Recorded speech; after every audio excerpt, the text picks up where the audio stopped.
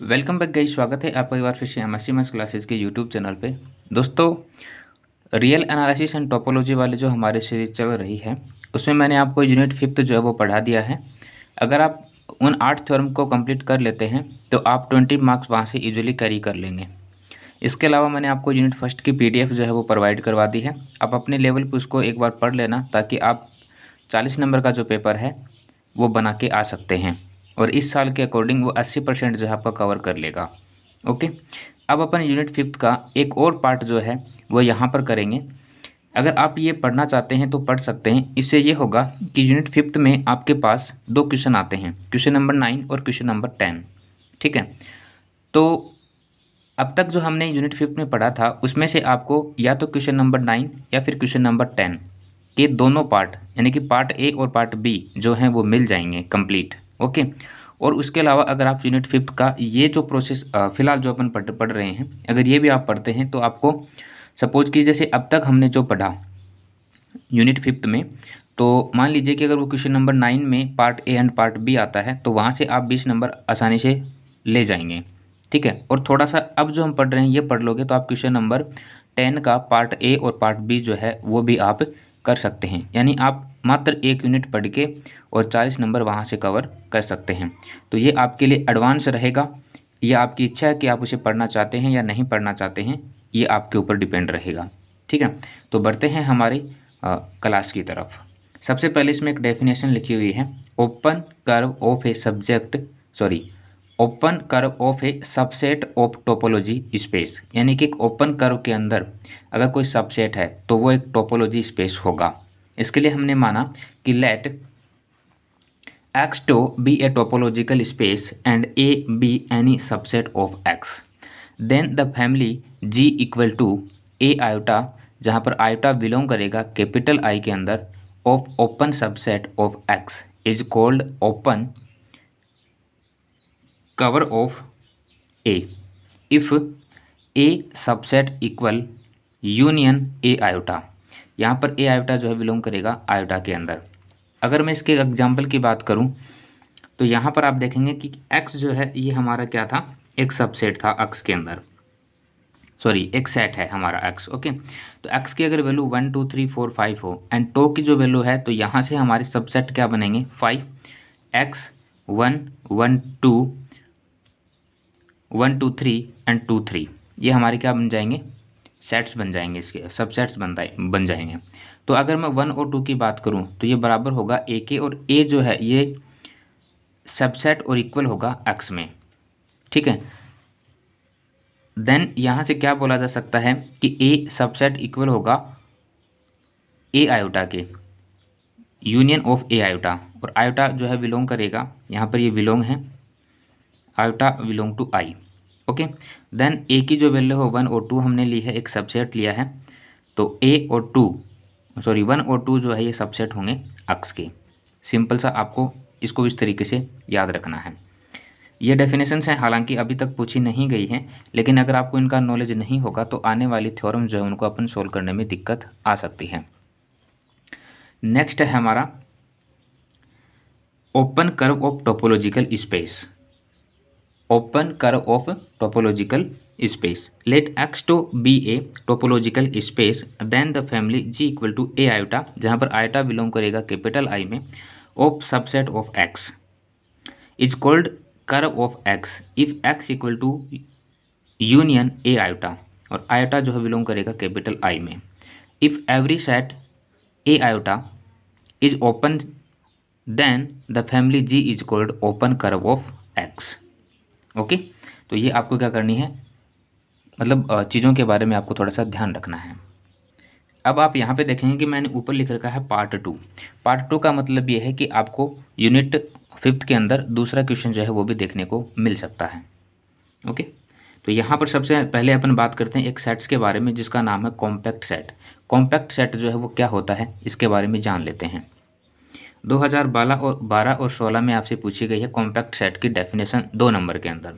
तो हमने माना कि let X2 be a topological space and A subset of X, और इक्वल भी है X के, is called compact set if every open covering of A has a finite sub covering.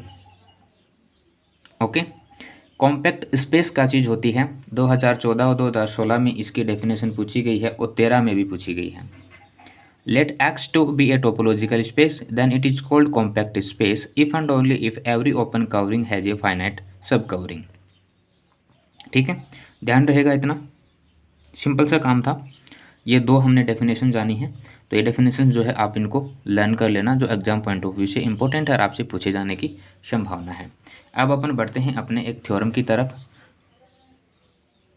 जो 2017 में आपसे पूछी गई है। थ्योरम में गिवन है कि every finite subset of a topological space be compact set, यानी कि कोई सब्जेक्ट, प्रत्येक सबसेट जो है वो एक टोपोलॉजिकल स्पेस में है तो वो क्या होगा? एक कॉम्पैक्ट सेट होगा। इसके लिए हमने क्या माना कि let X two be a topological space, ये तो हमें पता है, A be a finite subset of X. ठीक है, then we show that A is compact set. तो कॉम्पैक्ट सेट की डेफिनेशन हम यहाँ पे लगाएंगे। So for this we sufficient show that every open covering of A has a finite subcovering। अगर हम A को कॉम्पैक्ट सेट बता देते हैं तो ये सफिशिएंट होगा हमारी थ्योरम को वेल डिफाइन करने के लिए। ठीक है, तो इसके लिए हमने क्या माना कि let G equal to G iota, और आयोटा जो है बिलोंग करेगा I के अंदर, be a open covering of A। So A subset union ji iota, ये हमारी ओपन कवरिंग की जो मैंने अभी आपको डेफिनेशन बताई है क्लास के स्टार्टिंग में, उसके अकॉर्डिंग ऐसा हो रहा है। ए क्या है? फाइनाइट सबसेट है एक्स के लिए। अगर ये फाइनाइट सबसेट है इसका मतलब इसकी कोई वैल्यू होगी, तो वैल्यू हमने क्या मानी? A equal to A1 A2 A3 A dot dot dot, इस प्रकार से कोई इसमें एन टर्म्स जो है यहाँ पर अवेलेबल रहेंगे। तो हम यहाँ पर क्या करेंगे, ये जो ए है इसकी वैल्यू ये वाली रख देंगे। ठीक है, ये जो है ए की वैल्यू ये हम इसमें वेल रखेंगे, तो हमें क्या मिलेगा? A1 A2 dot dot AN subset और equal union ji iota, iota belong to I. ठीक है, इसका मतलब क्या है? इसका मतलब ये है कि ये जो A1 है ये जी आयोटा, और आयोटा की वैल्यू क्या हो सकती है? आई में बिलोंग करती है, और ये कैपिटल आई जो है ये 1 2 3 से लेकर कोई एन टर्म्स में होगा। ठीक है, तो इसमें अगर अपन हर एलिमेंट के लिए इस चीज़ को अप्लाई करें तो क्या होगा? A1 जो है ये बिलोंग करेगा A आयोटा 1 में, उसी प्रकार A2 जो है ये बिलोंग करेगा G आयोटा 2 के अंदर, और एन भी तो टर्म है AN जो है बिलोंग करेगा G आयोटा N के अंदर। ओके, तो ये आपको क्या करना है? ध्यान रखना है। देन यहाँ से क्या कहा जा सकता है कि A जो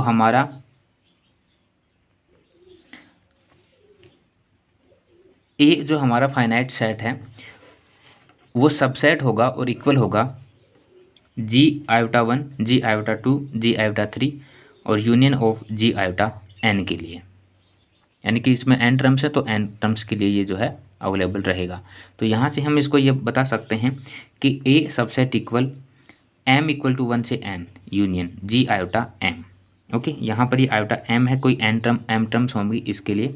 तो यहाँ से हमने एक चीज़ बताई कि यहाँ पर ये जो है union of G iota m equal to 1 से n subset of equal union iota belong to I G iota, यानी कि ये जो वैल्यू थी हमारी पर, है ना, इसको हमने ये यहाँ पर बता दिया है।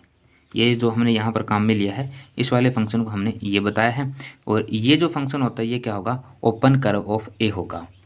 ठीक है, अगर ये ओपन कर्व ऑफ ए है देन इसका मतलब ये है कि G आयोटा M, यानी कि G आयोटा M जहाँ पर M जो है बिलोंग करेगा I में, तो ये क्या होगा? एक ओपन कर्व ऑफ ए होगा। इसी प्रकार हम क्या कर सकते हैं कि ये finite sub covering of G भी होगा। ठीक है, अगर ये finite sub covering of G होगा तो उस कंडीशन में A जो हमारा फाइनाइट सेट है ये क्या होगा? एक कनेक्टेड सेट में कन्वर्ट हो जाएगा। और अगर ये कनेक्टेड सेट है दैट मीन्स इसका मतलब ये है कि ये एक कॉम्पैक्ट सेट भी है, और यही हमें क्या बताना था? वेल डिफाइन करके इसमें बताना था। ठीक है, तो कुछ मोस्ट इम्पॉर्टेंट थ्योरम कुछ मोस्ट इम्पॉर्टेंट डेफिनेशंस और एक मोस्ट इम्पॉर्टेंट थ्योरम जो है अपने इस क्लास में करी है। क्लास को छोटा ही रखेंगे ताकि आप जल्दी से इसको कवर कर सकें। ठीक है, तो 10 मिनट की क्लास है, 2G या फिर 1.5x के अंदर आप इस क्लास को देख सकते हैं। रिकॉर्डेड क्लास है तो जल्दी से आपकी क्लास जो वो फिनिश हो जाएगी। फिलहाल के लिए इतना ही रखते हैं। Thank you so much.